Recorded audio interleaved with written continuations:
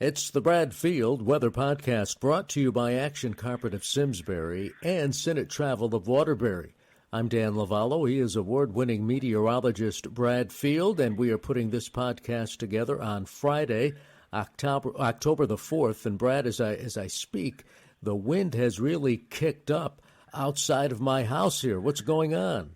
Yeah, the wind has kicked up out of the north, Dan, and that northerly wind is going to transport down some cold weather, and hopefully, a good chunk of Connecticut could get rid of this mosquito problem that we have with that triple E virus scare and so forth going on. We do have frost and freeze warnings up, Dan. The northerly breeze that's active right now is going to start diminishing overnight tonight, and as the high-pressure system moves in and the skies stay clear and the wind goes calm, I think many towns are going to see frost. The National Weather Service has the frost and freeze warnings up for everybody in Connecticut except for New Haven and southwestward along the immediate coastline. So places like Bridgeport and Norwalk, for example, and down toward Greenwich and New York City, that area is not expected to see frost tonight, but the rest of the state is. So north of New Haven, north of the immediate shoreline of Fairfield County, all of Middlesex County, all of New London County, and then the four northern counties of Connecticut, Dan, all in frost advisories overnight tonight. I think the time where it's most likely to see the frost would be something like 6 a.m., something like that. The National Weather Service has the actual advisory in effect from 2 in the morning until 8 in the morning. And Dan, just north of you, in Berkshire County of Massachusetts, a full-fledged freeze warning is up overnight tonight, which would effectively end the growing season in that area. So the frost and freeze warnings are up. The frost could kill sensitive outdoor vegetation if left uncovered tonight, Dan. So that's the downside of this. But the upside is we might be able to get rid of the mosquito problem, and we also might be able to get rid of some of the ragweed. So a couple of good things. Here at the Field household, debating a little bit about whether to turn the heat on or not. Have you done so, Dan? No, we have not. No. And I even threw the offer out to Susan. I said, should we put the heat on? And she was obstinate. She said no. And it's been quite comfortable, believe it or not. So we're saving a little bit because we haven't turned the heat on. But I think the holdout will probably end with your weekend forecast here if it's going to get that cold. Well, it's going to be chilly tonight. There's no question about it, Dan. But this is the time of year. I think the temperature in my house now is about 65 or whatever.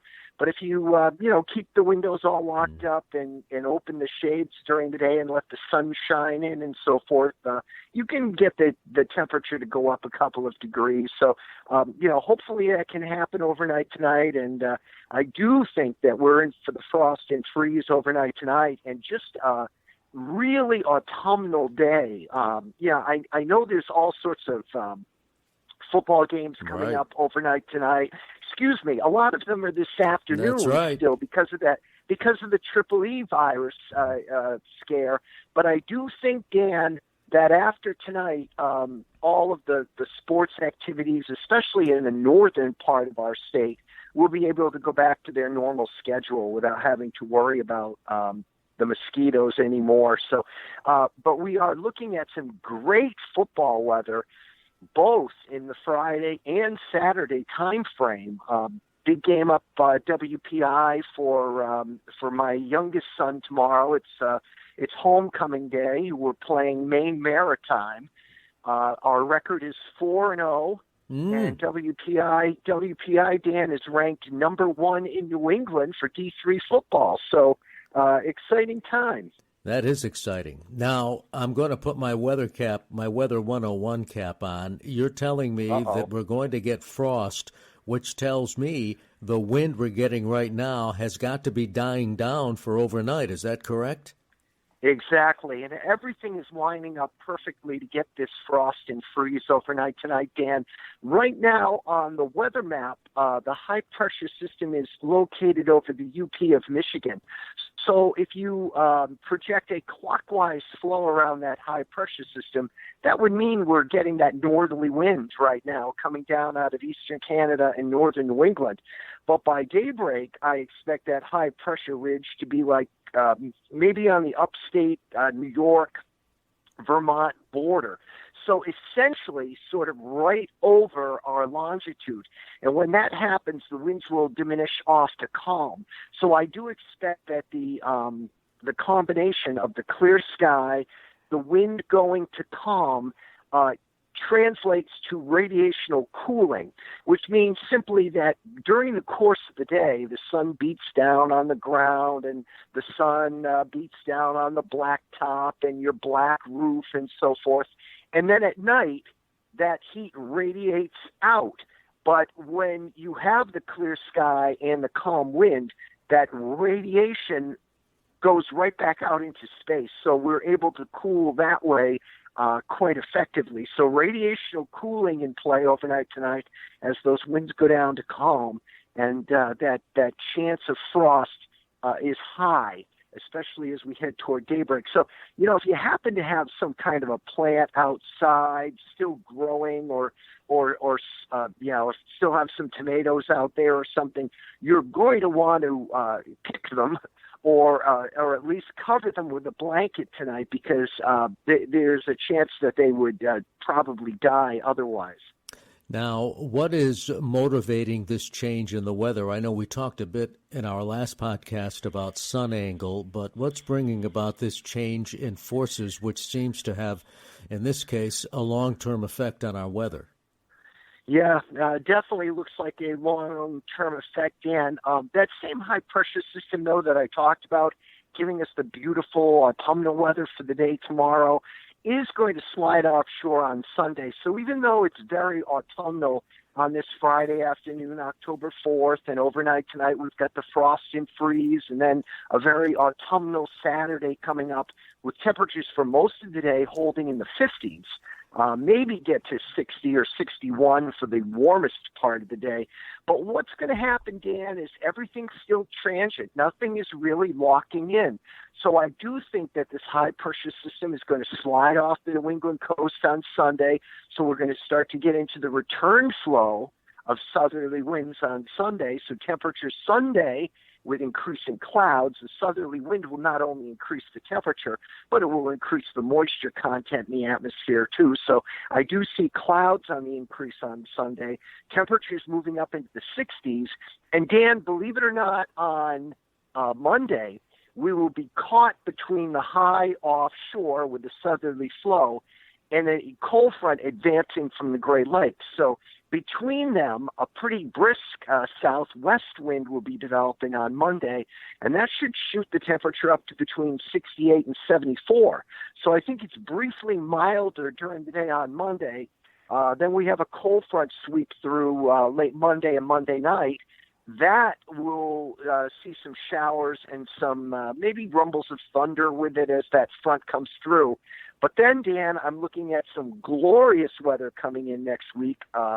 Tuesday, Wednesday, Thursday of next week. I see high pressure over Indiana on Tuesday, moving toward the New York, Pennsylvania border area by Wednesday. So again, next Wednesday could be another day we target for frost first thing in the morning because we'll have that combination of the high in a good location and probably not much in the way of wind at all. So that'd be Wednesday morning. And then that high right over New England on Thursday.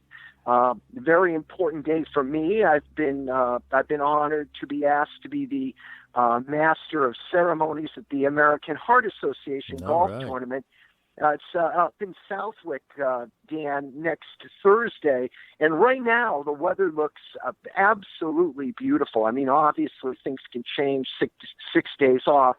But right now, I'm betting there's a high probability it's going to be a very beautiful day. So, I've got to get out to the to the driving range, and so that I don't embarrass myself. Well, congratulations. That is quite an honor to be the chairman. That's next Thursday. Every time I hear you say Indiana, by the way, I think of that song, Way Back Home in Indiana. I remember the song Indiana Wants Me. Yeah, there you go. Some guy was getting arrested or something. So that song comes to me. There's a lot of songs about Georgia, too. Do you notice that? Oh, Georgia. I mean, I can tell. We have time here. It's a podcast. Let me tell you a great story. Casey Jones, the great Casey Jones, he and I used to broadcast University of Hartford games together, and he sang Georgia better than Ray Charles did. And wow. when we would travel with the team, we had after a game, we had the routine of perhaps going out and enjoying a little libation, and invariably there was a band at where we frequented, and Casey would get up and sing Georgia and bring the house down. It even happened, this is a true story, we went out to Las Vegas to broadcast a tournament involving the University of Hartford, and we went into one of the casinos following a game, one of the entertainment areas, and he was the director of music at UNLV, and I got him to, because he was performing that night, his band, I got him to call Casey up to sing Georgia and brought the house down. It was really just an amazing time. So every time I hear Georgia, that's one of my favorite songs. And I know there's a lot of songs. There's a lot of songs about Georgia, but that's what the song Georgia is one of my favorites for sure. Now I'm really off track. Oh, I know what I wanted to ask you. Sure. You know how we're taking questions from people who can go on Facebook, they can email us, go to our website, bradfieldweather.com. But I did get a question from Mark, and he wants to know, and this is leading up into our winter forecast, he sees caterpillars in his area, and he lives in Winstead, that have a black coat this year, and he heard that there was an old wives' tale, black coat means a harsh winter. What are we to make of caterpillars with black coats? Well, I'll have to look into that, Dan. I don't know, but I'll tell you one wives' tale that I've heard a number of times is when the acorns are in abundance, that portends a fairly harsh winter as well. So, we'll put all of this stuff into the big stew pot and mix it around. But 2 weeks from today, Dan, I'm always better under a deadline. If someone tells me that I have forever to do the report, I will take forever to do the report. But if someone tells me the report is due tomorrow, it gets done tomorrow. So I like it that we have a deadline here of when the winter forecast needs to be completed, right, because we keep telling everybody that it's going to be completed. So if it's not completed by Friday, October 8th, what would the date be? October 18th. Yes. I will be embarrassed. So I put it out there, tell everybody that it's going to happen on that day, and it will happen. We promise we're going to have the winter forecast before winter, right? Yeah. No, we're shooting for October 18th, right, Dan. So spread the word with your friends and your family and people that you know that are interested in weather. We'll obviously have it at bradfieldweather.com, and we're going to do a special podcast for the event, but you can get it on, Dan and my Facebook pages and Twitter pages and so forth. So we'll let you know where the winter forecast is going to end up, but I'm just starting to look at it right now. So it's an exciting time for me. It's an exciting time for meteorologists in general, kind of looking at what's going to be coming up in the upcoming winter. And all of my friends that are working at the ski areas, and I know a lot of ski area management type people from Vermont especially, and some from New Hampshire and some from Maine and some from Massachusetts, but they're all looking forward to what in the heck is going to be going on this winter. So, meteorologists come front and center this time of year when they come up with the winter forecast. So I'll be looking at that. Well, I don't know about your neck of the woods, but there are a lot of acorns where I am this year. Oh, I was telling the story. I remember a couple of podcasts back that I was just sitting on the back deck one night waiting for my wife to get home. I think, maybe she was at the store or something like that. And so I was sitting out there alone, and it was just myself and our dog Cisco. He was sitting on the deck with me, and we kept hearing these noises in the woods. And it took me a while to figure out it was just raining acorns in the woods. That's what was happening. So well, we have the same place here. And when I walk my dog Daisy, we hear these acorns falling, and she stops and looks. And I have to convince her it's the acorns and not some bear walking through the woods. I'm surprised I haven't gotten. I'm surprised I haven't gotten bonked yet. I said to Susan the other morning, I said it's amazing when I walk the dog, I haven't gotten bonked by the acorns, but there's still time. Yeah, there's still plenty of time, Dan.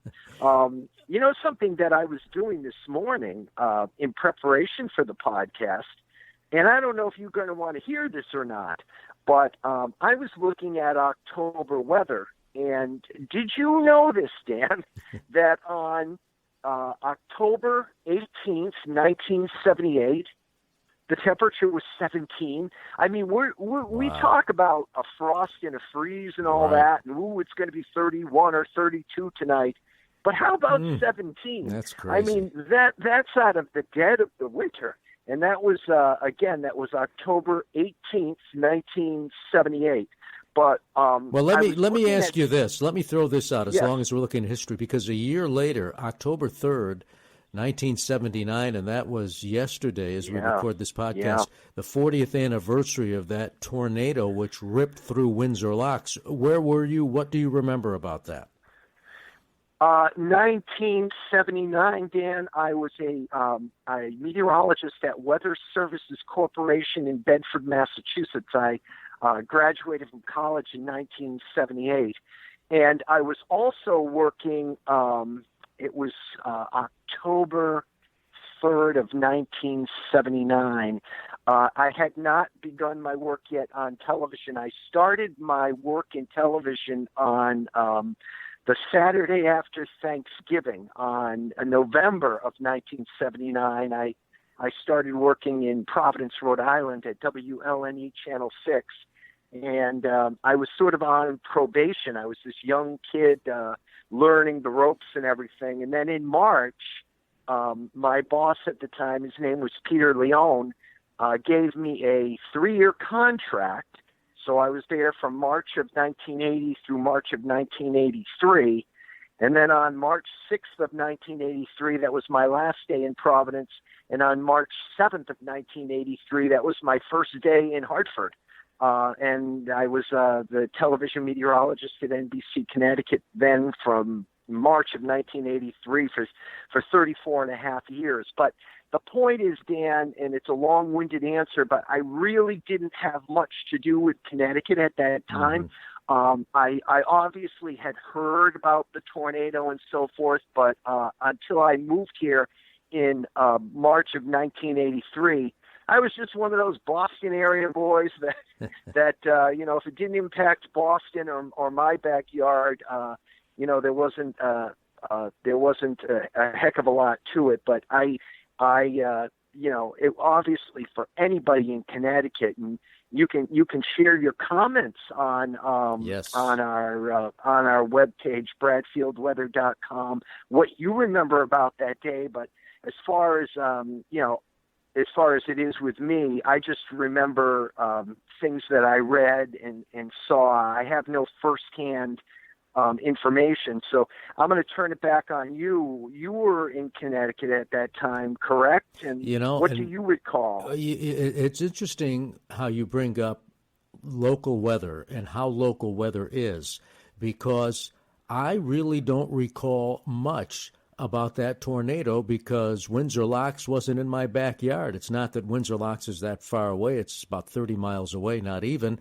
But if it's not in your backyard, particularly back then when we don't have the media that we have today, social media, sharing of pictures on Facebook, Instagram, YouTube, etc., I really don't recall much of it either, Brad. It's interesting. Yeah. And the other thing that you bring up that point about, your own backyard, versus others. I mean, the most devastating of all storms is a tornado. But if, like you say, if it does not impact you and your backyard and your neighbor or whatever, I know that at the television station, we would face people that were, I don't even want to say that they were mad. They were just all out angry if we interrupted their show to talk about a tornado or whatever, because there's 169 cities and towns in the state, and if this particular tornado is impacting maybe one of them, that's 168 cities and towns that really don't have to worry about it. Right. So that, and then within that town. I've seen a tornado come down a street and take out one side of the street, and the other side of the street, not a branch is disturbed. Yep.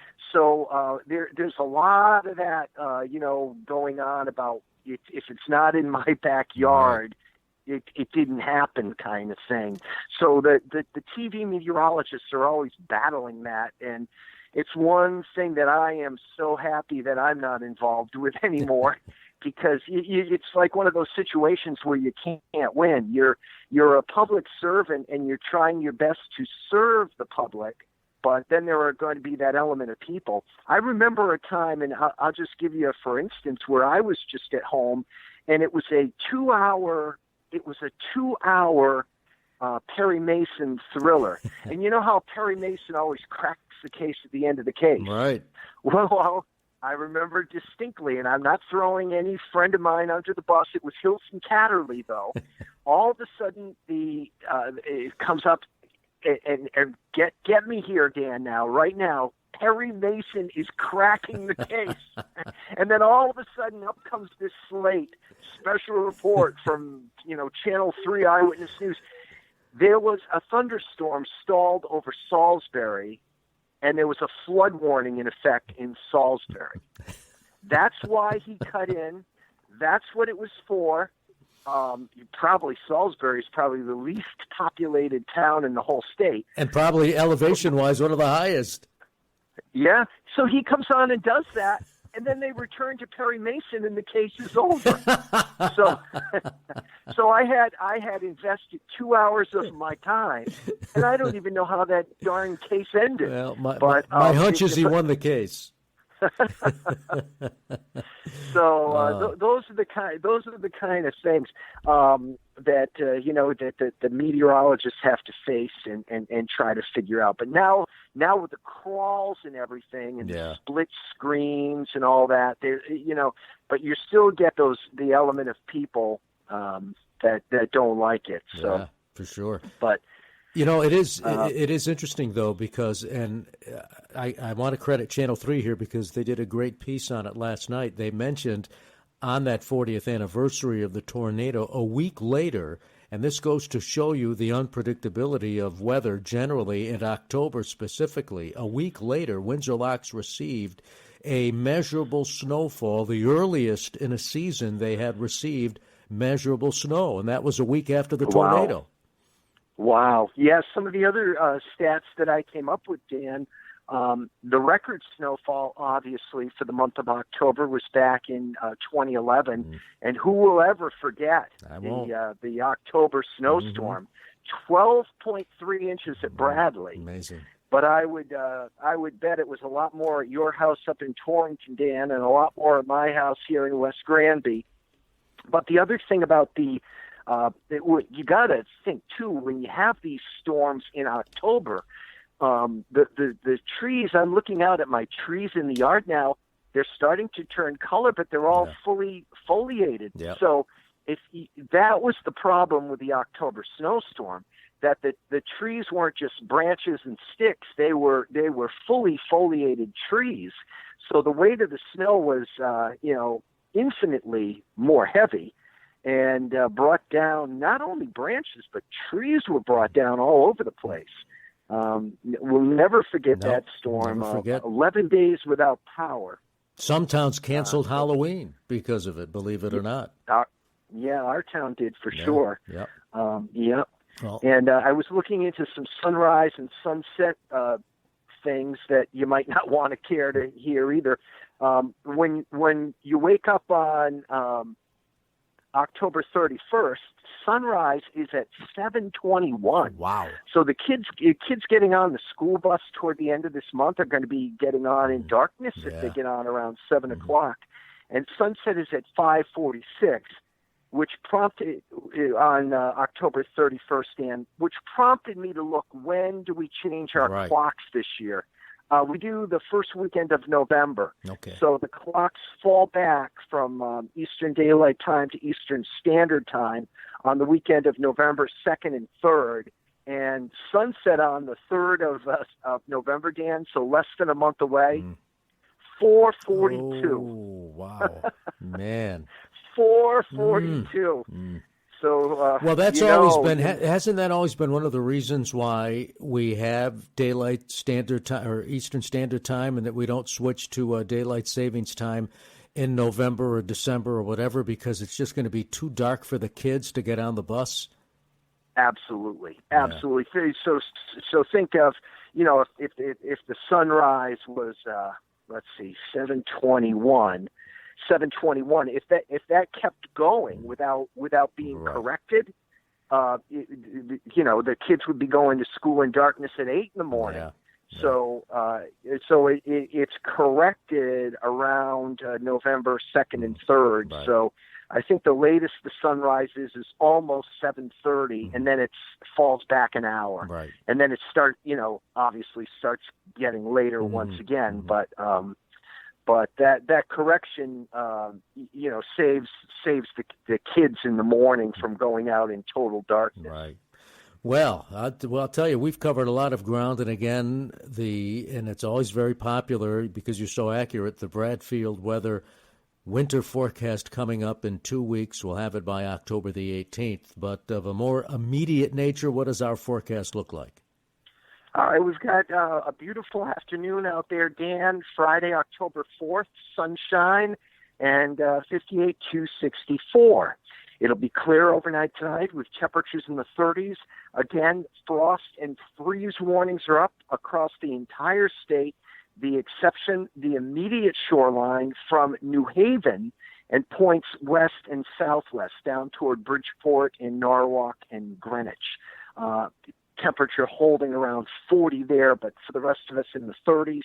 Tomorrow, great football weather, great outdoor weather, sunshine, 56 to 62, so a classic New England fall day. On Sunday, increasing clouds, temperatures in the 60s.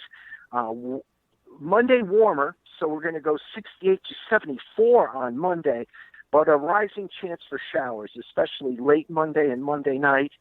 Clearing on Tuesday in the 60s, and then some pristine weather, beautiful blue skies, sunny skies, and Wednesday and Thursday, both days, sunshine and temperatures in the 60s. So, Dan, you and Susan make it a fabulous weekend. Hope all of our listeners have a tremendous weekend as well. You and Sandy, and also good luck with WPI and your son. Let's see if they can go 5-0. In the meantime, I can't get this song out of my mind. Georgia, Georgia, the whole day through. Man, you've got me singing that song now. The Bradfield weather. Dan, go ahead. No, I was just going to say, you are the singer of this duet. That's for sure. I mean, I am awful singing. It was to the point when the kids were younger, Dan, and we would be at church. My oldest son said to me when we were in the car going home from church, he goes, "Dad, could you please just move your mouth during the songs and sing?" Oh, my goodness. Out of the mouths of babes, right? Yeah. The Bradfield Weather Podcast brought to you by Action Carpet of Simsbury, Senate Travel of Waterbury. As always, thanks for listening. And, Brad, we'll talk again next week. Sounds good, Dan. Thank you.